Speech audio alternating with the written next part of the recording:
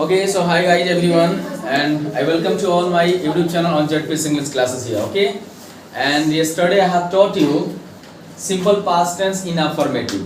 Yesterday I have taught you simple past tense in affirmative, and today we will discuss about negative sentence of simple past tense. Okay, हमने कल पढ़ा था simple past tense का affirmative sentence, और हम लोग आज पढ़ेंगे simple past tense का negative sentence. Okay, तो चलिए हम लेके चलते हैं आपको नेगेटिव सेंटेंस में।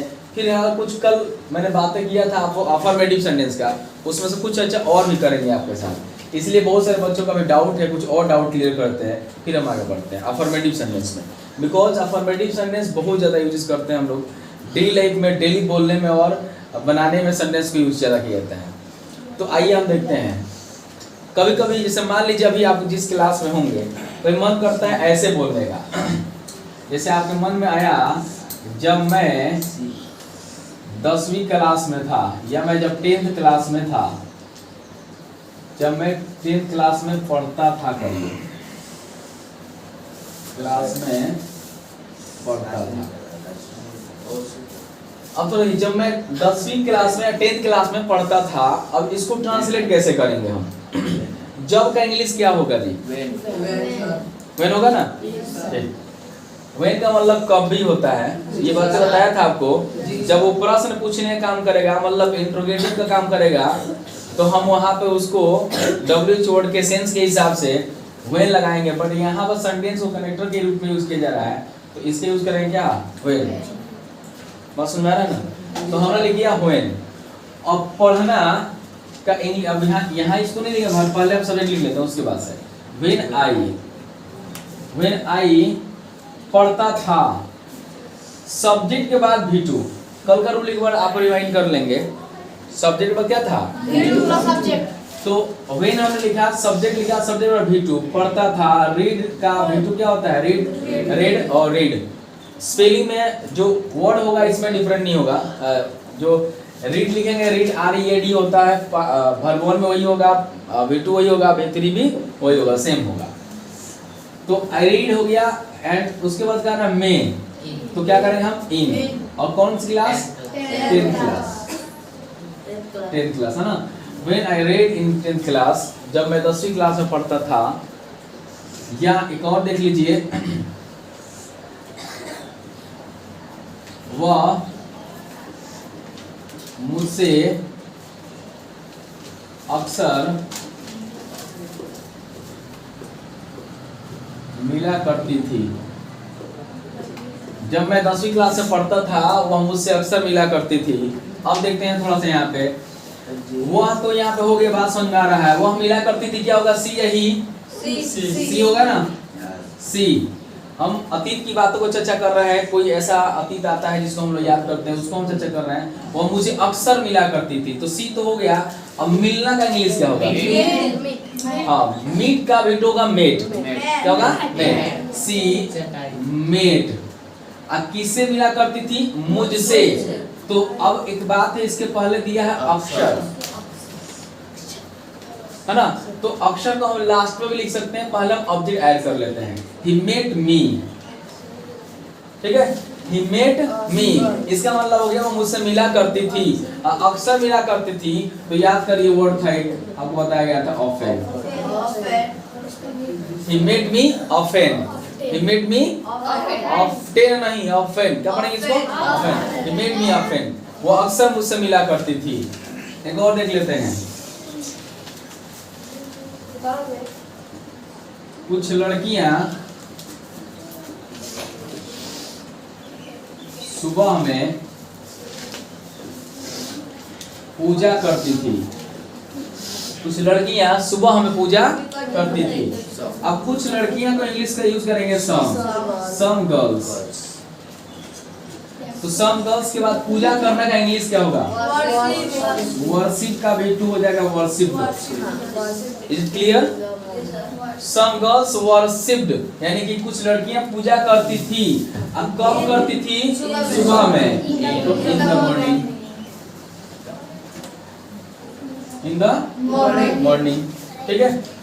तो ये अफर्मेटिव सेंटेंस में ऐसे में बहुत सारे सेंटेंस और भी आ सकते हैं, इससे बड़े भी सेंटेंस आ सकते हैं।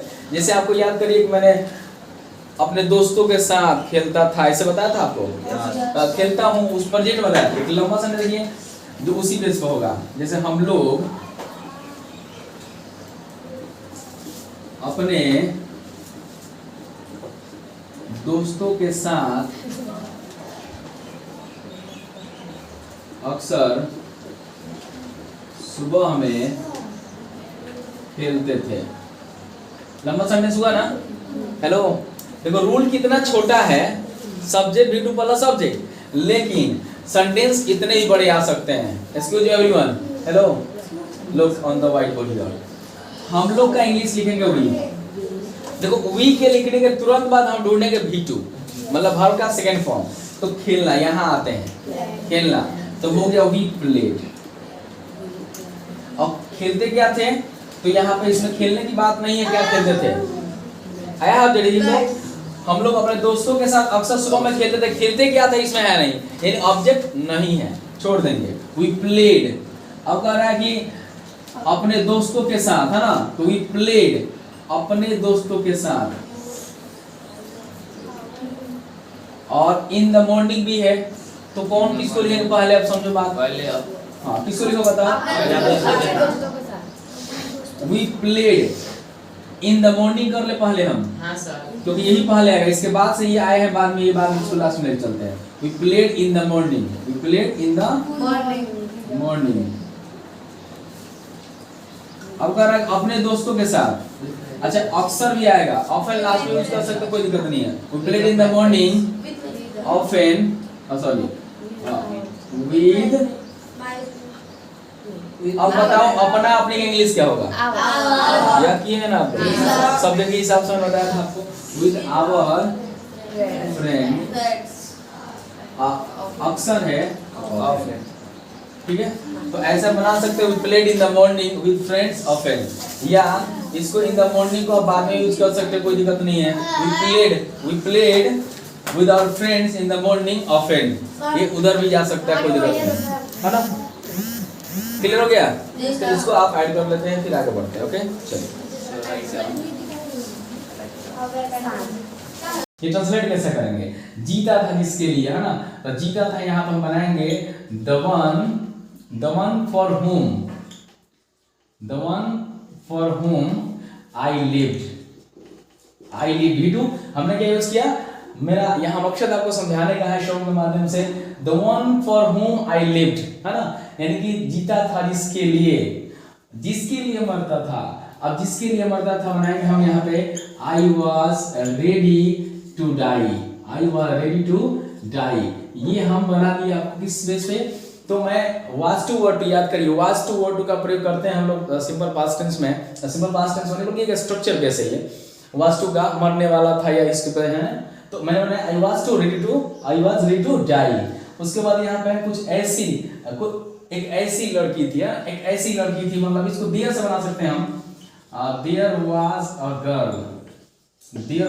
गर्ल, मतलब एक ऐसी लड़की थी जिसे मैं प्यार, तो जिसे का यहाँ यूज करेंगे whom, है ना, जिसे के लिए यूज करेंगे whom, यानी there was a girl whom मैं प्यार करता। सिंपल पास्ट टेंस यहाँ देख सकते हैं I used to love। अब यूज्ड टू का प्रयोग क्योंकि यहाँ हैबिट दिखा गया ना, यानी कि उस व्यक्ति से काफी मोहब्बत है, इसीलिए यहाँ पे आई यूज्ड टू लव। इस तरीके से हम इसको ट्रांसलेट कर सकते हैं, कुछ सिंपल पास्ट टेंस से, कुछ स्ट्रक्चर बेसिस में आपको ट्रांसलेट किया। तो कैसा लगा ये वीडियो बताएंगे आप। चलिए हम देखते हैं इसके बाद से नेगेटिव सेंटेंस, है ना। नेगेटिव सेंटेंस हम लोग कैसे बनाते हैं। Hello, excuse me everyone, negative sentence में हम लोग करेंगे क्या, अब इसका नेगेटिव रूल पहले समझते हैं। नेगेटिव रूल क्या होता है, तो सिंपल पास्ट टेंस का नेगेटिव रूल बहुत कॉमन है।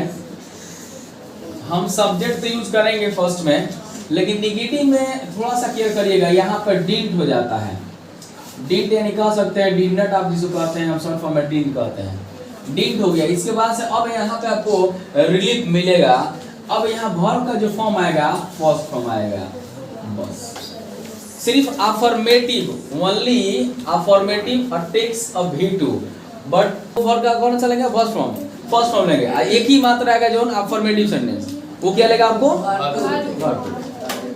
तो थोड़ा सा यहाँ हम लोग क्लियर करते आइए। हेलो, एग्जाम्पल देखते हैं कैसे बनाए एग्जाम्पल हम इसको। एग्जाम्पल में नेगेटिव सेंटेंस, जैसे वह यहाँ नहीं आया, था नहीं कहेंगे, वो सिर्फ यहाँ, वह यहाँ नहीं आया, ये भी तो रूल है ना उसमें, था नहीं आया था, ठीक है बात नहीं। हाँ, वह यहाँ नहीं आया था तो क्या करोगे, ही didn't come here, come here, he didn't come here, है ना। उसने मेरी कलम नहीं चुराई, उसने मेरी कलम नहीं चुराई, सी चुराना इंग्लिश क्या होगा, सी डिडंट है ना, स्टील, स्टील, हाँ steal, she didn't steal my pen, my pen. एक और देखिए, हाँ भार बहुत लगेगा, किसी ने मेरा दिल नहीं तोड़ा, थोड़ा जान चल जाएगा। आइए, किसी ने इंग्लिश क्या बोला होगा, किसी ने यानी कि क्या करोगे, बोलो किसी ने, मैंने कहा किसी ने मेरा दिल नहीं तोड़ा, कोई भी नहीं, तो क्या करोगे, nobody, कोई भी नहीं, किसी ने यानी कोई भी नहीं, nobody broke, क्या करेंगे बेटू, broke, nobody broke my heart,